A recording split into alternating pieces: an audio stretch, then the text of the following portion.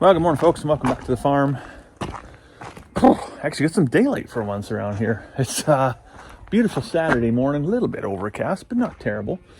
I'm going to do a little bit of prep because, well, the girls went for a sleepover at Auntie's house, so they're going to have a full day. They've got a hockey game, the birthday party, and then they're having a sleepover tonight. Tomorrow, I got to get this stock trailer loaded up. We're not hauling any animals or doing anything like that, but I'm heading over to my good friend Robin over at Millionaire Farmer. We're going to butcher some turkeys. Donkey doesn't know what to think about that. Anyways, we got the big plucking machine here. I got to find some barrels, a turkey frying pot, a propane bottle, all those couple things. And I've also got to get the big tractor fired up because, well, with a little bit of daylight, it's a perfect day to run some round bales out. Got to feed the bulls. And then I got about a third of a bale left over there that I'm just gonna take out to the sheep, and then I won't got to fork feed it all this weekend. That'll be kind of nice for once. All right, well, I got a couple things loaded up in the trailer here. We got a couple barrels for cooling. We got the propane tank, the burner, the plucker. What I cannot find is my big turkey pot, and I need that. That is mission critical to scald those birds before we go into plucking, because, well, if you don't, you're going to be hand plucking, and that's never a good time, let's be honest. Lucky for me, however, I was just over here somewhere back there. There's a pony and a donkey. I came back to check and see if they had any hay left, and realized that the other night when I put them in the dark, I left the halters and the lead shanks laying in the tall grass over there, and I would have got almighty shit for that if my wife would have found it. So so I got to run these back to the tack shed, which conveniently enough is the second most likely place that big turkey fryer pot might be.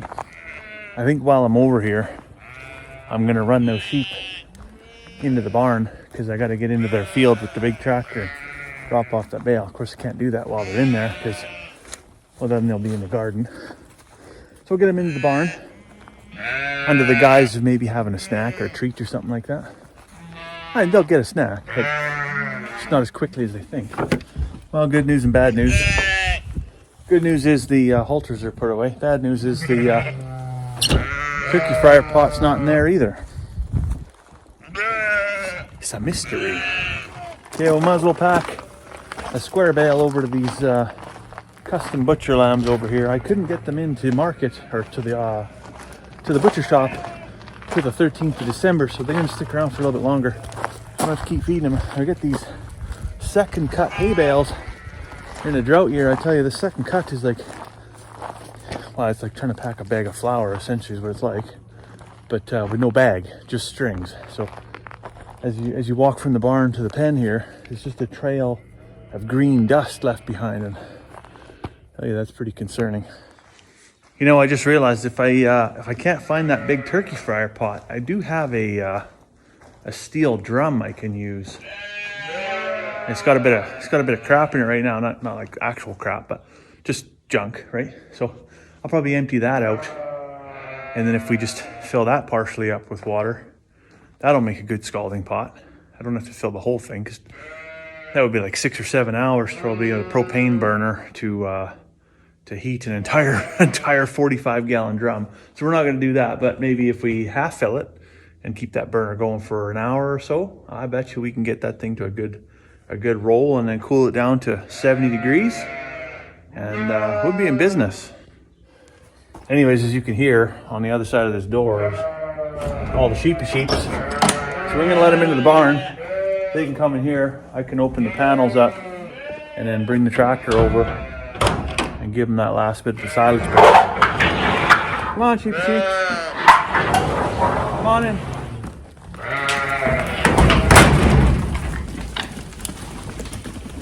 Come on in, sheeps.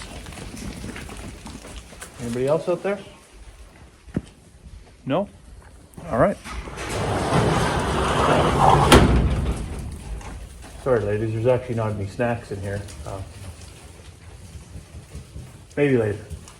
I'll buy you lunch later. I got the old Massey tractor stored in the barn here.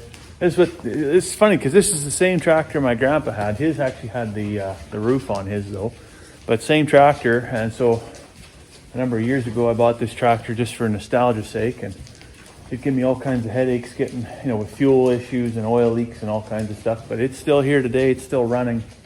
And last few winters, it's kind of sat outside. And in the spring, it's a real bugger to get going again. So I thought, well, you just built this big, expensive barn. Maybe I can put this thing, you know, for the first time ever in its life, under a roof. And maybe it won't give me so much grief in the spring. We'll see. But speaking of tractors that give me grief, I better go fire up the big Deutz tractor there to get this. So I was saying it was about a third of a bale, but it's actually closer to half a bale. Get that out into the middle of the field so I can do a few less chores this weekend and maybe help a brother out. The other thing I got to get done is pail some molasses out of the big tote there into the lick tanks. Get everybody all spruced up there. That molasses supplement, fantastic stuff. We do get that from Blooms also, and pound for pound equivalent for dry matter, plus it has all the minerals and the supplement and everything else, plus protein. So in terms of, you know, this year, that's the hay we've got, it's gonna last all winter. Not good, right? So feed shortage, being able to supplement with something that's good, plus actually reduce any additional supplement programs that you need to pay money for. It's a pretty good product. So I put 2 pails of that on a bale of hay. I'll put about an eighth of a pail on a square bale of hay. I mix it in with the grain so they don't just go gangbusters on the grain. It slows them down a bit, and it's actually pretty awesome. And you know what really sold it for me was the fact that at 40 below the last couple winters, that stuff, when you open the valve, still came out. I was always thinking, oh, molasses is not going to flow in the wintertime, but it actually does, because it's got enough salt and mineral and other stuff in it that keeps going. Anyways, so battery charger for the big tractor, you know, long story short, we had a number of battery issues. This thing's got an isolation switch.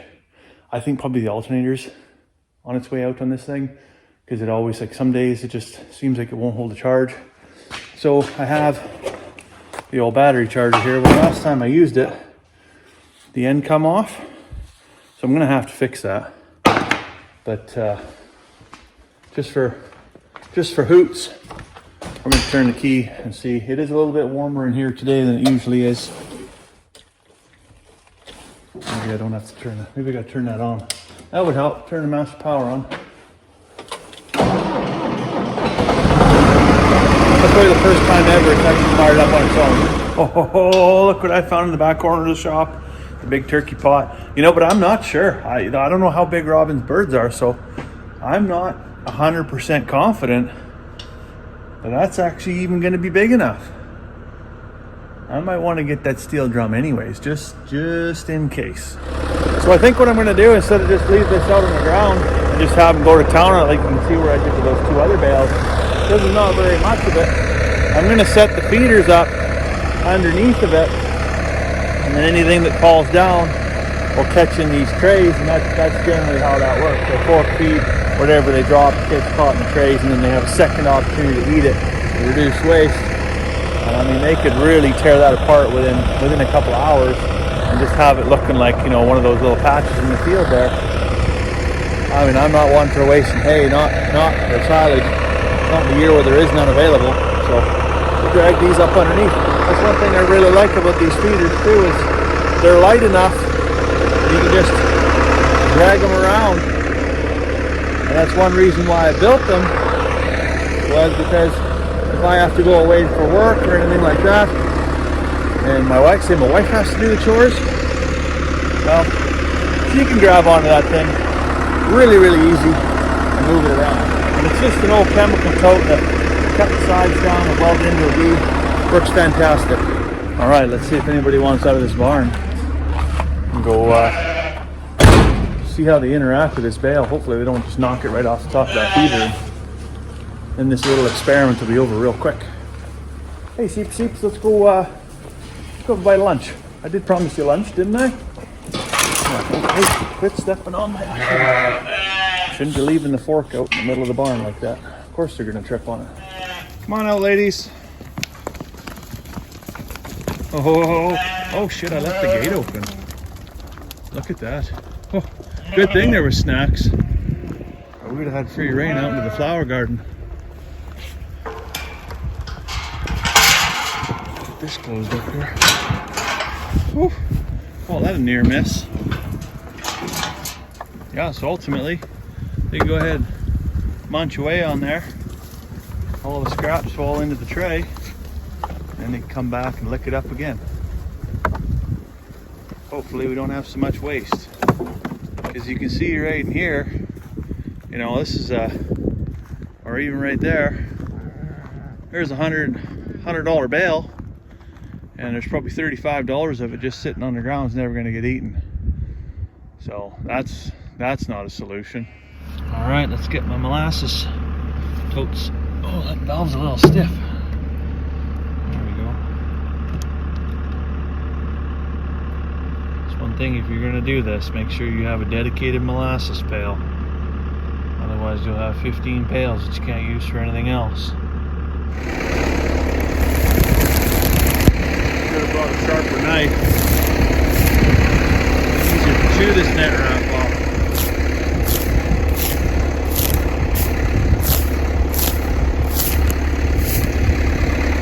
All right, so all the tractor chores are done, and I'm just in here. We got this big tote full of wood chips, actually. So I got these wood chips off a fella, and they are truly wood chips. I got these off a fella that grinds up old swamp mats and stuff, and then I guess markets that product to like drilling rigs and whatnot. Sounds like the neighbor's vehicle alarm's going off over there. Anyways, so he gave me this tote. I don't know what this tote weighs, but it would hold 2,000 pounds of grain. Of course, it's not going to hold that in wood chips. But he gave me this for free, actually. He's like, yeah, you know, I try to help the farmer out or whatever. And it wasn't the greatest quality. Like, it had a bit of dirt in it. It had some rocks in it. So, and it was quite, although it was frozen when I got it, the minute I put it in the shop, you realize just how much moisture was buried in it. So then I was like, well, I don't know if I really want to use, that's going to be the answer here. Like, I kind of thought getting this stuff in bulk was going to save a ton of money over using the kiln dried wood shavings that you get in the bales at 9 square yards at a time. I don't know what's going on over there.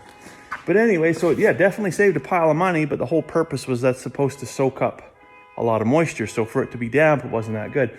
So anyways, I found another fellow that actually had a sawmill, like it was a byproduct of cutting the lumber, and got a tote and ended up paying, I think, $30 for it or something like that, which I'm not bitter about. I mean, good for him for marketing a byproduct and not having a bunch of waste. And it was dry. And so, but it's in the barn right now because I've still got I want to use this stuff up first. But anyway, so that's just something, if, you know, for the chicken keepers out there, or maybe the folks that use sawdust or shavings or whatever in their barn or their stalls or anything like that. Maybe find a fellow with a sawmill. If you got the room to store one of these indoors so that it's not exposed to the elements, it's actually a very viable and much, much cheaper solution. Okay, well, everything's all packed up in the stock trailer. I got tables, I got barrels, I got a scalding pot, I got the turkey fryer, I got the burner, I got the dispatching knife. The one thing I don't have is the processing knife. So when we went to Rio Grande and we butchered all our chickens, we weren't sure on whose knives were whose, and so we left the whole toolbox full of knives sitting at my in-laws in Rio Grande. So I just quickly texted Robin. Thankfully, he's got a filleting knife, so we should be able to get her done. If not, we'll be dicing up turkeys with a chainsaw. Anyhow, I'm going for a cup of tea, so I'll let you go for now. Have a fantastic afternoon. We'll see you tomorrow.